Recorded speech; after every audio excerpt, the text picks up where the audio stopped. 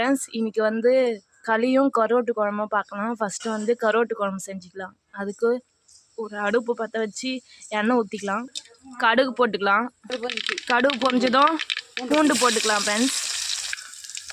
வெங்காயம் போட்டுக்கலாம். வெங்காயம் நல்லா விதக்கணும். தக்காளி சேர்த்துக்கலாம். தக்காளி கூடயே கருவேப்பிலை கொத்தமல்லி சேர்த்துக்கலாம். நல்லா விதக்கிக்கலாம் ஃப்ரெண்ட்ஸ். பாருங்கள், அடுப்பில் தான் வச்சுருக்கோம். நல்லா 5 நிமிஷத்துலேயே ஆகிடும். நீங்களும் அடுப்பில் ட்ரை பண்ணி பாருங்கள் ஃப்ரெண்ட்ஸ். நல்லா எல்லாம் விதங்கினோடனே புளி கரைச்சி ஊற்றிக்கலாம் ஃப்ரெண்ட்ஸ். இது களி செய்யறதுனால சைடிஷ்னால இது காயில் எதுவும் சேர்த்துக்கல. ப்ளைனாக செஞ்சாலே டேஸ்ட்டாக இருக்கும். நாங்கள் சேர்த்துக்கல. உங்களுக்கு வேணுன்னா முருங்கைக்காய், கத்திரிக்காய், உருளைக்கிழங்குலாம் சேர்த்துக்கலாம் ஃப்ரெண்ட்ஸ். உங்களுக்கு எவ்வளோ தேவையான அளவோ புளி கரைச்சி ஊற்றிக்கலாம். வீட்லேயே அரைச்ச மிளகாத்தூள் ஃப்ரெண்ட்ஸ். அதனால் எவ்வளோ தேவையான அளவு காரம் போட்டுக்கலாம். உப்பும் சேர்த்துக்கலாம். உப்பு காரெல்லாம் கரெக்டாக இருக்கான்னு டேஸ்ட் பண்ணி பார்த்துக்கலாம். பத்தலாம் கொஞ்சம் சேர்த்துக்கலாம் ஃப்ரெண்ட்ஸ்.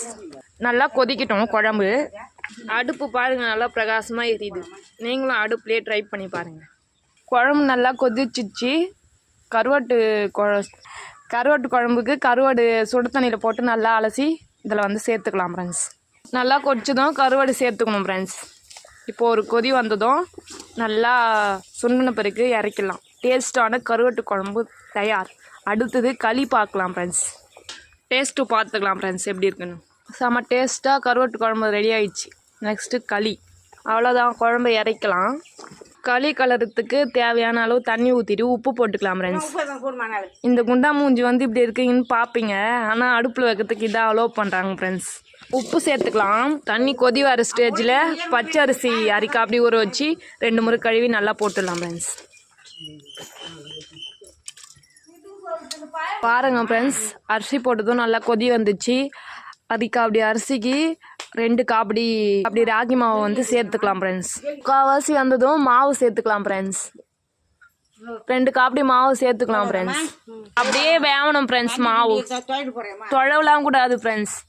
கலரும் கூடாது, தொழவும் கூடாது ஃப்ரெண்ட்ஸ். அப்படியே வெந்து வரணும். மாவு நல்லா வெந்ததும் இறக்கலாம் ஃப்ரெண்ட்ஸ். பாருங்கள், நல்லா வெந்து வந்திருக்கு. நல்லா கிளறிக்கலாம் ஃப்ரெண்ட்ஸ். பாருங்கள் எப்படி கலர்றாங்கன்னு சொல்லிட்டு. ஒரே சைடாக தான் கலரிக்கணும் வரணும். இந்த சைடு கொஞ்சம் அந்த சைடு கொஞ்சம்லாம் கலரக்கூடாது ஃப்ரெண்ட்ஸ். நல்லா கலரிக்கலாம் ஃப்ரெண்ட்ஸ். நல்லா கிளறிக்கினே இருக்கணும் ஃப்ரெண்ட்ஸ். அப்போ தான் ஃப்ரெண்ட்ஸ் களி ஸ்டேஜுக்கு வரும்.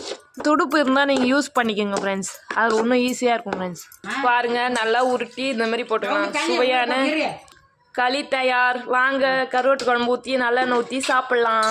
பாருங்கள், கருவாட்டு குழம்பும் நல்லெண்ணெய் ஊற்றி சாப்பிட்லாம். வாங்க, டேஸ்ட் பண்ணி பார்க்கலாம் எப்படி இருக்குன்னு.